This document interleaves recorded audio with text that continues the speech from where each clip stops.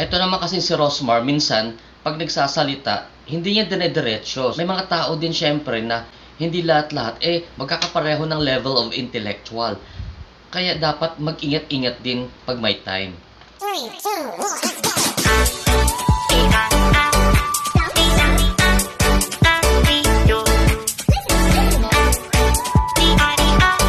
So ayun nga ho guys noong kasagsagan ng bagyong Christine Kabayan, binatikos na naman ito si Rosmar Tan pamulaklakin dahil sa kanyang mga binitawang salita doon sa kanyang post. Ayan.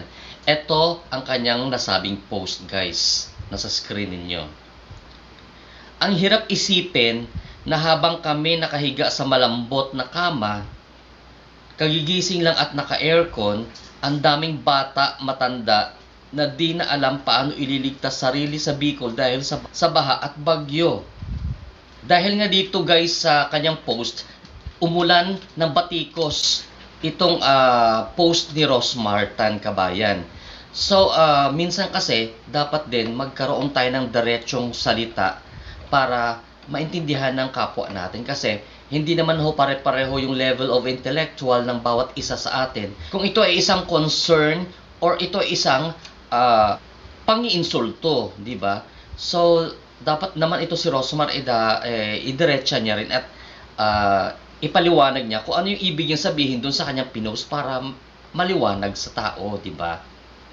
Kasi kung babasahin mo nga naman ang kanyang post, gaya nito, ito may kopya ako para di ko makalimutan guys. Kung babasahin mo nga naman, ito ang kanyang post, ayun ulit sa screen niyo guys Ang hirap isipin na habang kami nakahiga sa malambot na kama, kagigising lang at naka-aircon, ang daming bata, matanda na di na alam paano ililigtas sarili sa Bicol dahil sa baha at bagyo. Ayan.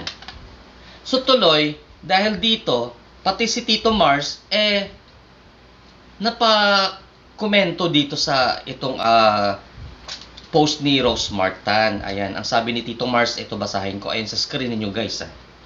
Ang hirap isipin na habang maraming tao ang nakahiga sa malamig at matigas na sahig, hindi makatulog na maayos dahil lilikas na mga gamit, may isang Rosmar na gustong ipamukha sa kanila kung gaano ka-komportable ang kalagayan niya ngayon. So para balanse tayo guys, eto. Kung titingnan mo, sa unang pagbasa mo netong post ni Rosmar, talagang negatibo ang dating. Pero kung i-analyze mo guys, perhaps may gusto siyang iparating dito sa mensahe niya, sa post niya. Na parang, ang hirap isipin nga naman na habang siya ay nasa maayos na kalagayan, nakahiga sa komportabling kama na ito, naka-aircon, maraming mga bata at matanda na hindi na alam paano iligtas ang sarili nila sa Bicol dahil sa baha at bagyo. So yung parang kung ipapalawakin natin ng konti yung ating isipan, nag-aalala siya doon sa mga tao sa Bicol.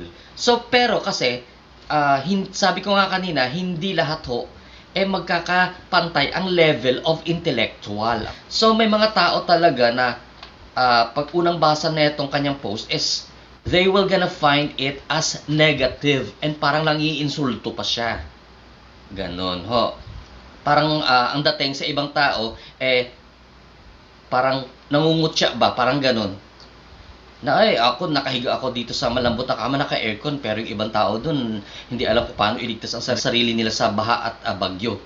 Ganon. Pero kung lalagyan natin ng mga rekado guys, no? Lalagyan natin ng mga rekado ang kanyang post.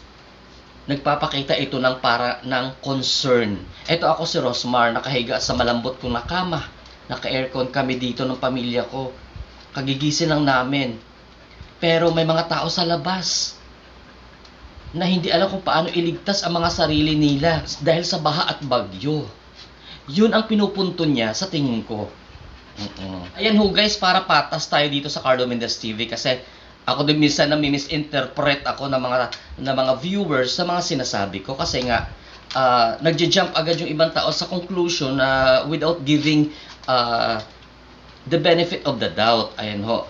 Ang konteksto ng kanyang post is it seems like nalulungkot siya, nag-aalala siya na habang siya ay nakatulog sa malambot na kama at naka-aircon at ligtas sa bagyo, merong mga tao sa labas, mga bata, matanda, na hindi alam kung paano nila iligtas ang mga sarili nila. Ganoon ang kanyang pinupunto sa pagkaka-analyze ko. Yun nga ho ang diferensya sa atin kasi mabilis ho tayo mag-react. So siguro next time i-elaborate talaga natin. Lahat tayo, pati si Rosmar, hindi lang si Rosmar, lahat ng mga tao, i-elaborate natin yung mga sinasabi natin kasi nga mabilis talaga mag-react ang mga tao sa paligid. Kasi nga naman, kasagsagan ng bagyo, magpo-post lang yun ng ganito. Syempre, yung, alam mo yung nasa peak ng ang daming tao na napanood naman natin, guys. May mga naanod, may mga namatay pa nga na mga bata dyan. So parang ang dating is napaka-insensitive mo naman. Para gano'n ang i-post mo, ayun.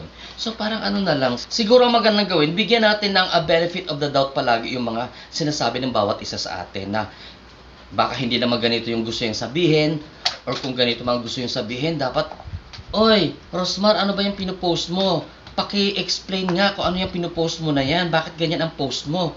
Tatakbo ka pa naman sa nalalapit na eleksyon. Well,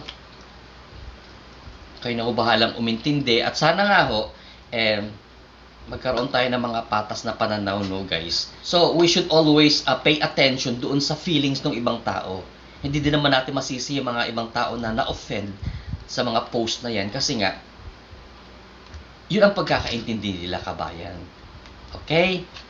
So wala namang problema doon sa ating mga pananaw sa buhay. Kasi karapatan natin lahat yan na ihayag yung ating mga salita kung ano man yung ating pagkakaintindi sa bawat sitwasyon, guys, no? Karapatan natin lahat yan. Okay? Para walang gulo at walang misunderstanding, maging accurate at maging precise ho ang ating mga sinasabi para diretsahan, maintindihan ng mga tao kung ano ang nais nating ipahatid. Maintindihan ng mga tao yung nararamdaman natin talaga para maiwasan itong mga ganitong klaseng mga misunderstandings and conflict. Ayan, guys. So hanggang dito na lang ho ang maiksi nating vlog sa araw na ito. Carlo Mendez TV is signing off. Keep safe, everyone. And balita ko nga nag-U-turn itong si Bagyong Christine, no? And itong si Leon, ayan, naghahatakan sila. So keep safe, everyone. Ingat-ingat ho sa mga kababayan natin na nasa mga mababang lugar. Okay? God bless Philippines. God bless the world. Bye-bye.